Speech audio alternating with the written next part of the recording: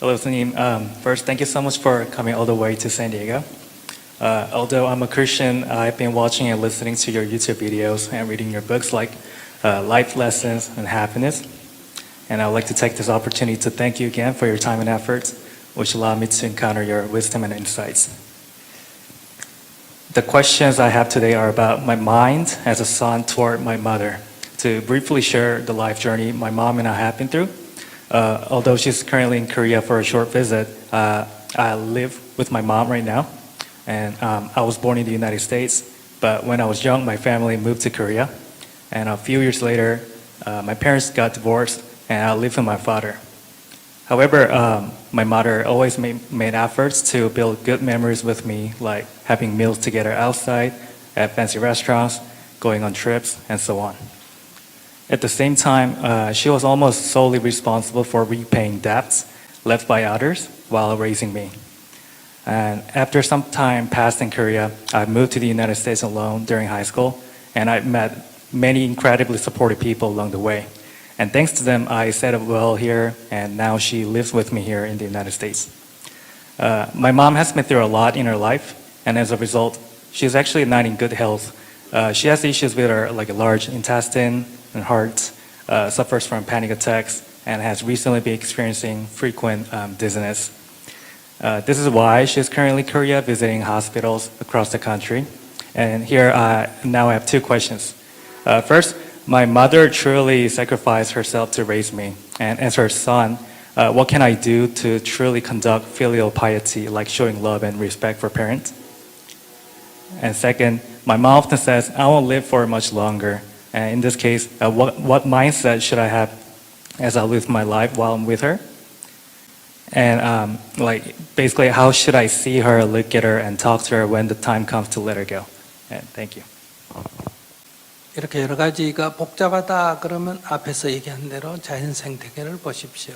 If the situation becomes really complex and multidimensional, then you want to step back. And as I said previous answer, you want to kind of refer to nature. 닭이 알을 품거나 병아리를 키울 때를 보세요. So if you look at a chicken actually raising its chicks or laying eggs, 닭은 약한 존재임에도 불구하고 새끼를 보호하려고 사람에게도 덤빕니다. although chicken is a fairly weak animal, and in order to protect its young, it becomes ferocious, even going against much larger human beings.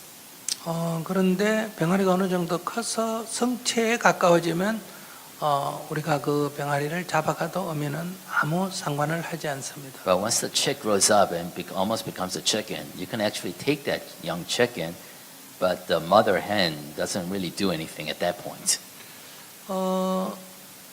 자연계에 있는 모든 생명체는 스스로 살아야 합니다.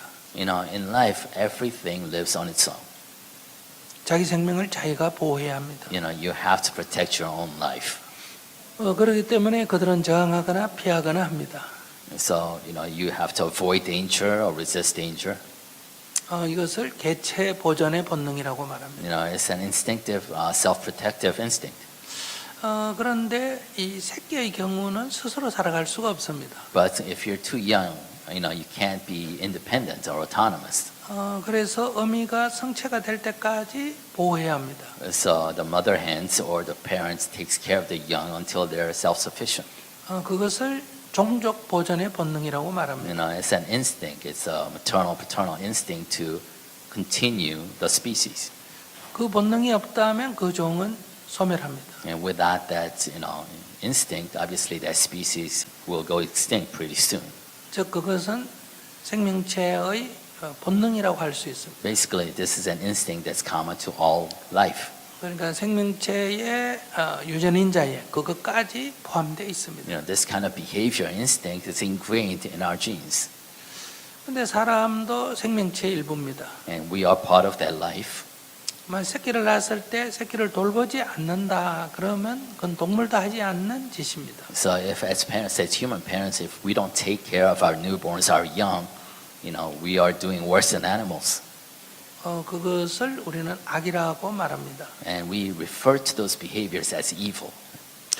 근데 성체가 된 새끼가 어미가 늙었다고 새끼가 어미를 돌보는 경우는 자연계에서는 없습니다. But in the natural ecosystem, we don't see young as after it grows up, just because their parents are now elderly, go back and take care of the elderly parents. 그것은 성체와 성체의 관계입니다. Because once it has matured, now the relationship is between peers, between two adult animals. 근데 사람은 늙은 부모를 돌볼 때가 있습니다. But sometimes, as human beings, however, we sometimes take care of our elderly parents. 그것은 다른 생명체에 일반적으로는 없습니다. And you don't really see that in nature.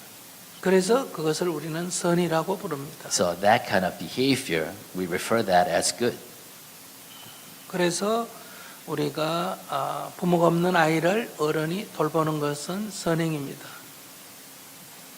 부모가 없는 아이를 다른 어른이 돌본다면 그것을 선행이라고 부른다. So, taking care of an orphan without parents, we call that good. 환자를 건강한 사람이 돌보면 역시 선행이라고 말합니다. A healthy person taking care of a sick patient, that's also good. 즉 어린아이가 어린 생명이 아님에도 불구하고 성체임에도 불구하고 어떤 이유로 아프든지 어떤 위기에 처해서 스스로 살아갈 수 없을 때 돌보는 것을 우리는 선이라고 말합니다. So basically, as an adult, taking care of other adult individuals who happen to be sick, cannot take care of themselves, doing that kind of behavior, engaging in that kind of behavior, we call that as good. 당연히 해야 할 일을 하지 않으면 악이라고 하지만은 당연히 해야 할 일을 한다고 선행이라고 말하지는 않습니다. 당연히 해야 할 일을 하는 것을 선이라고 말하지는 않는다. So, if we don't do what we ought to do as species or as, life, and we call that evil. But just because we do things that we don't have to do, doesn't mean that's necessarily good. 또 안 해도 되는 일을 하는 것을 좋은 일을 선행이라고 하지만은 안 해도 되는 일을 하는 것을 안 한다고 악이라고는 말해서는 안 된다. And if we engage in behavior, that helps others that we don't have to do, we call that good. But just because you don't engage in those kind of good behavior, doesn't mean you're evil. 그러니까 자신이 자기를 키워준 부모의 은혜를 갚는다 하는 것은 하면 좋은 일이지만은 안 한다고 악행은 아니라는 거예요. So going back to your question, because it's a good thing that you want to take care of your elderly mother and kind of pay her back for the sacrifice that she endured to raise, try to raise you. That's a good thing, but just because you don't do it doesn't mean you're bad. 그러나 자신이 만약에 아이를 낳았다면 그것을 돌보지 않은 것은 악행에 들어간다는 거예요. But that's different from you having your own child. If you don't take care of your own child, that is actually bad. 악행은 바로 멈춰야 합니다. So anything that's bad, you need to stop. 선행은 선택사항입니다. But engaging something good deeds are an option. 하면 좋지만은 안 한다고 나쁜 것은 아닙니다. It's good if you do it, but if you don't do it, it's not necessarily bad. 어머니가 20살 이내 미성년자일 때 나를 돌보는 것은 부모의 의무입니다. So as parents taking care of a minor until they're 18, it's a duty as a parent. 그것은 고마운 일이지만은 갚아야 할 일은 아닙니다. No, you should be grateful for your parents for having raised you, but it's not a debt that you owe back that you have to repay. 성인이 된 이후에 부모로부터 도움을 받았다면 그것은 바로 갚아야 할 일입니다. But if you, after you have become an adult, you still receive help from your parents, that does become a debt that you have to repay. 왜냐하면 성인이 되면 자식은 부모의 말을 들어야 할 의무가 없고 자기 결정을 하면 되고 부모는 자식을 도와야 할 의무는 없다는 거예요. 그건 선택사항이라는 거예요. Because after you have become a fully grown adult, the parents are no longer mandated or have a duty to take care of you because now you are an adult.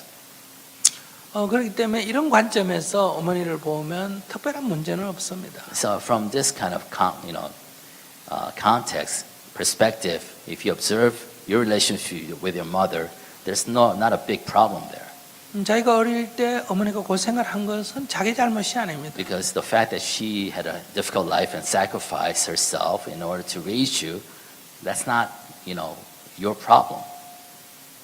왜냐하면 어머니 아버지가 이혼을 해서 자기들끼리 싸워서 생긴 문제지 자기 잘못은 아니라는 거예요. Because that problem, that difficulty was caused by, your parents, your mother and father fighting with each other and getting a divorce. It wasn't something that you caused as a child. 아무리 어머니가 고생을 해서 자기를 키웠다 하더라도 그것은 비들졌다고 생각할 필요는 없습니다. So no matter how great her sacrifice might be to raise you when you were little, it's not a debt that you owe her, that you have to repay. 그렇기 때문에 거기에 너무 부담을 가질 필요는 없습니다. So you shouldn't feel too much of a burden on that. 그러나 내가 어머니를 돌보는 것은 좋은 일입니다. But nevertheless, you deciding to help your mom, it's a good thing. 그러나 그것은 의무사항은 아니라는 거예요. But it's not a mandated duty. 그것은 내가 할 수 있는 만큼 하는 거예요. So in that sense, you can do what you can do. 거기에 무거운 짐을 가질 필요는 없습니다. You don't have to feel overburdened to do whatever you want to do. 그 사람이 죽을 때 그걸 죽을 순간에 봐야 된다 하는 것도 우리의 관념입니다. For example, another preconception we have is that we want to be at somebody's bedside when they die. 돌아가실 때 보면 좋은 일이에요. It's a good thing if we are able to be there. 옛날에 농촌 사회에서는 대부분 그렇게 할 수 있었습니다. In the old kind of agrarian society, that was possible. 현대 사회에서는 그렇게 하기가 매우 어렵습니다. In today's modern society, that's not always possible. 그렇기 때문에 그것도 너무 부담을 질 필요는 없다. So in that sense, even that kind of thought, you don't have to feel overburdened by that. 돌아가실 위험이 높다 하면 살아계실 때 조금 더 자주 뵙는 게 좋습니다. If she is at a high risk of passing early, then while she's still alive, try to spend as much time as you can. 죽은 뒤에 이런저런 장례를 화려하게 치르거나 여러 가지로 하는 것은 다 산자들의 문제지 죽은 사람하고는 아무 관계가 없습니다. Whatever you do after she has passed, whatever funeral, however expensive her funeral may be, all that stuff is really for you, for the living, not for the dead. 근데 사람들은 장례를 치르는 것을 죽은 사람의 문제라고 생각합니다. But people often think that, a funeral, a good send-off, is you're doing it for the dead. 아닙니다. 산 사람들의 문제입니다. No, that's, for the living. That's not for the dead. 만약에 어머니가 독실한 불교 신자라고 합시다. Say that your mom is a devout Buddhist, 아들은 독실한 기독교 신자입니다. and now you are a devout Christian.